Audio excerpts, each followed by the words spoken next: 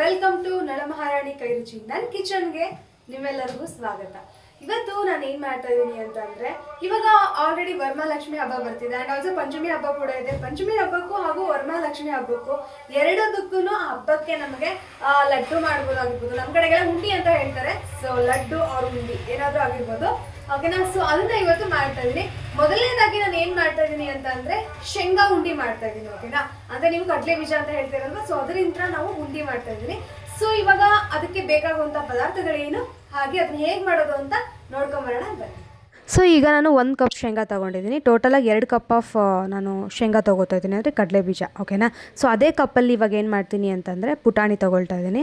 So ಸಪ್ರೇಟಾಗಿ ಹಾಕ್ಕೊಳ್ಳಿ. ಓಕೆನಾ. 2 ಕಪ್ಪು ಶೇಂಗಾಗೆ 1 ಕಪ್ಪಷ್ಟು ಪುಟಾಣಿ ತೊಗೋತಾ ಇದ್ರಿ. ಓಕೆನಾ. ಸೊ ಇದನ್ನು ಸೈಡಿಗೆ ಇಟ್ಕೊಳ್ಳೋಣ ಬನ್ನಿ. ಇವಾಗ ನೆಕ್ಸ್ಟ್ ಏನು ಬೇಕು ಅಂದರೆ ಬೆಲ್ಲ ಬೇಕು. ಬೆಲ್ಲ ನಾನು ಅದೇ ಕಪ್ಪಲ್ಲಿ 2 ಕಪ್ಪಷ್ಟು ಬೆಲ್ಲ ತೊಗೊಳ್ತಾ ಇದ್ದೀನಿ. ಹಾಗೆ ನಮಗೆ 2 ಏಲಕ್ಕಿ ಬೇಕು, 2 ಏಲಕ್ಕಿ ತೊಗೊಳ್ತಾ ಇದ್ದೀನಿ. ಹಾಗೆ ಇಲ್ಲಿ ಒಂದು ಸ್ವಲ್ಪ ಗಸಗಸೆ. ಓಕೆನಾ. 1 ಸ್ಪೂನಷ್ಟು ಗಸಗಸೆ ಆದರೆ ಸಾಕು. ಓಕೆನಾ. ಇದನ್ನು ಕೂಡ ಸೈಡಿಗೆ ಇಟ್ಕೊಳ್ಳೋಣ. ಸೊ ಇವಾಗ ನಮಗೆ ಏನೇನು ಬೇಕು ಅಂತೆಲ್ಲ ಗೊತ್ತಾಯಿತು. ಇವಾಗ ಏನು ಮಾಡಬೇಕು ಅಂದರೆ ಮಾಡೋಕ್ಕೆ ಸ್ಟಾರ್ಟ್ ಮಾಡೋಣ ಬನ್ನಿ.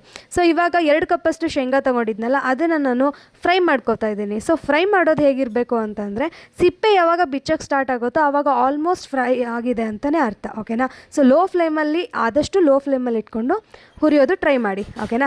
ಸೊ ಇಲ್ಲಿ ನಾನು ಪುಟಾಣಿ ತೊಗೊಂಡಿದ್ದೆ ಅಲ್ವಾ, ಪುಟಾಣಿನ ಇವಾಗ ಏನು ಮಾಡ್ತಾಯಿದ್ದೀನಿ ಅಂತಂದರೆ ಗ್ರೈಂಡ್ ಮಾಡ್ತಾಯಿದ್ದೀನಿ. ಅದ್ರ ಜೊತೆಗೆ ಏಲಕ್ಕಿ ಹಾಕೊಂಡು ಗ್ರೈಂಡ್ ಮಾಡ್ತಾಯಿದ್ದೀನಿ. ಓಕೆನಾ. ಸೊ ಇಲ್ಲಿ ನೋಡಿ, ಇದು ಆಲ್ರೆಡಿ ಫ್ರೈ ಆಗಿದೆ.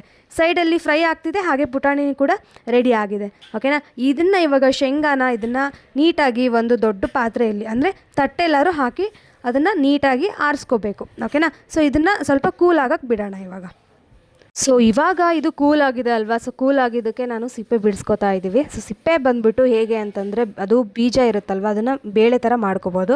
ಕೈಯಲ್ಲಿ ಮಾಡೋಕ್ಕಾಗಿಲ್ಲ ಅಂತಂದರೆ ಏನು ಮಾಡಬೇಕು ಅಂತಂದರೆ, ಒಂದು ಗ್ಲಾಸ್ ತೊಗೊಂಡು ಈ ಥರ ಮಾಡಿದ್ರೆ ಬೇಳೆನೂ ಆಗುತ್ತೆ, ಹಾಗೆ ಸಿಪ್ಪೆನೂ ಕೂಡ ಬಿಡುತ್ತೆ.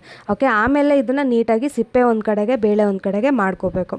ಸೊ ಲಾಸ್ಟಲ್ಲಿ ನಿಮಗೆ ಪುಡಿಯಾಗಿ ಸಿಗುತ್ತೆ ನೋಡಿ. ಈ ಥರದನ್ನು ಹಾಕ್ಲಿಕ್ಕೆ ಹೋಗಬೇಡಿ, ಯಾಕಂದರೆ ಉಂಡಿ ಚೆನ್ನಾಗಿ ಬರಲ್ಲ, ಅಂದರೆ ಲಡ್ಡು ಚೆನ್ನಾಗಿ ಬರಲ್ಲ. ಸೊ ಇದನ್ನು ಬೇಡವೇ ಬೇಡ, ಇದನ್ನು ತೆಗೆದುಬಿಡೋಣ. ಓಕೆನಾ. ಬೇಳೆ ಮಾತ್ರ ಹಾಕ್ಕೊಳ್ಳೋಣ.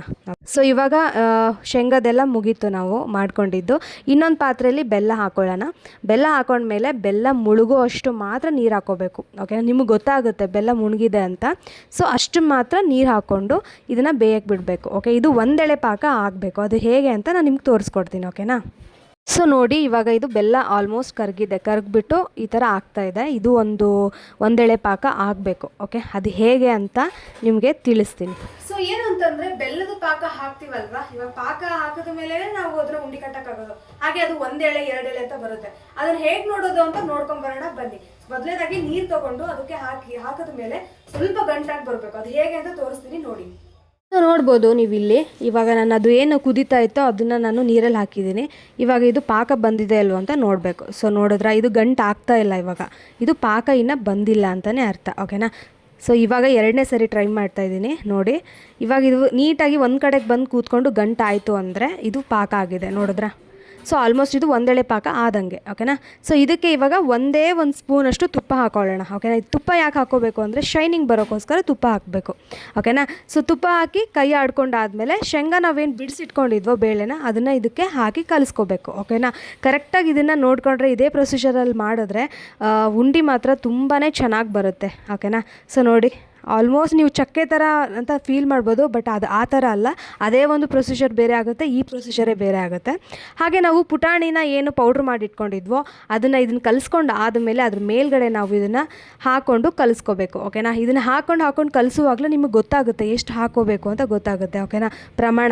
ಹಾಗೆ ನೀವು ಉಂಡಿ ಕಟ್ಟುವಾಗ್ಲೂ ಅವಾಗಲೂ ಕೂಡ ನಿಮಗೆ ಗೊತ್ತಾಗುತ್ತೆ ಇದು ಗಟ್ಟಿ ಆಗಿದೆನಾ ತೆಳು ಆಗಿದೆನಾ ಅಂತ. ಬಟ್ ಇದೇ ಪ್ರೊಸೀಜರಲ್ಲಿ ಮಾಡಿದ್ರೆ ಈಸಿಯಾಗಿ ನಾವು ಶೇಂಗಾ ಉಂಡಿನ ಮಾಡ್ಕೋಬೋದು. ಓಕೆನಾ. ಸೊ ಸ್ವಲ್ಪ ಹಿಟ್ಟನ್ನು ಹಾಕ್ಕೊಂಡು ಒಂದೇ ಸರಿಗೆ ಎಲ್ಲ ಹಿಟ್ಟನ್ನು ಹಾಕೋಬೇಡಿ, ಯಾಕಂದರೆ ನೀವು 2 ಕಪ್ ಆಫ್ ಶೇಂಗಾಗೆ 1 ಕಪ್ ಆಫ್ ಪುಟಾಣಿ ತೊಗೊಂಡಿರ್ತೀವಲ್ವಾ. ಸೊ ಹಾಗಾಗಿ ಅಷ್ಟನ್ನು ಹಾಕ್ಬೇಡಿ, ಸ್ವಲ್ಪ ಹಾಕ್ಕೊಂಡು ಕಲಿಸ್ಕೊಳ್ಳೋಣ. ಸೊ ಈ ಕಲಿಸ್ಕೊಳ್ಳೋ ಟೈಮಲ್ಲೇ ನಾವು ಗಸಗಸೆ ಏನು ತೊಗೊಂಡಿದ್ವೋ 1 ಸ್ಪೂನು, ಆ ಗಸಗಸೆ ಕೂಡ ಆ್ಯಡ್ ಮಾಡ್ಕೊಳ್ಳೋಣ. ಓಕೆನಾ. ಸೊ ನಿಮಗೆ ಏನಾದರೂ ಉಂಡಿ ಕಟ್ಟೋಕ್ಕಾಗಲ್ಲ, ಇನ್ನು ಬಿಗಿ ಬರ್ತಿದೆ ಅಂತಂದಾಗ ಒಂದು ಸ್ವಲ್ಪ ಹಾಲು ತೊಗೊಂಡು ಹಾಲನ್ನು ಚಿಮ್ಮಿಸ್ಕೊಳ್ಳೋಣ. ಓಕೆನಾ. ಸೊ ಚಿಮ್ಮಿಸ್ಕೊಂಡಾಗ ಏನಾಗುತ್ತೆ ಅಂತಂದರೆ ಅದು ನೀಟಾಗಿ ಕುತ್ಕೊಳ್ಳುತ್ತೆ. ಅಂದರೆ ನಿಮಗೆ ಆ ಫೀಲ್ ಅನಿಸಿದ್ರೆ, ಇದೊಂದು ಟಿಪ್ಪನ್ನ ಹೇಳ್ತಾ ಇದ್ದೀನಿ ನಾನು. ಸೊ ಇವಾಗ ಅದನ್ನ ಹಾಕ್ಕೊಂಡು ಇವಾಗ ಕಟ್ಕೋತಾ ಇದ್ದೀವಿ, ನೋಡ್ಬೋದು ನೀವು. ಸೊ ನೀಟಾಗಿ ಉಂಡಿನ ಕಟ್ಕೊಳ್ಳೋಣ. ಕಟ್ಟಿ ಇಟ್ಟಾಗೋದು ಇನ್ನೂ ಬಿಗಿಯುತ್ತೆ, ಆವಾಗ ಉಂಡಿ ಇನ್ನೂ ನೀಟಾಗಿ ಬರುತ್ತೆ. ಓಕೆ, ಸೊ ಒಂದೊಂದಾಗಿಯೇ ಈ ಥರ ನಾವು ಉಂಡಿ ಮಾಡಿಕೊಂಡು ಸೈಡಲ್ಲಿ ಇಟ್ಕೊಳ್ಳೋಣ. ನೀವು ನೋಡ್ಬೋದು ಉಂಡಿ ಯಾವ ಥರ ಬಂದಿದೆ ಅಂತ.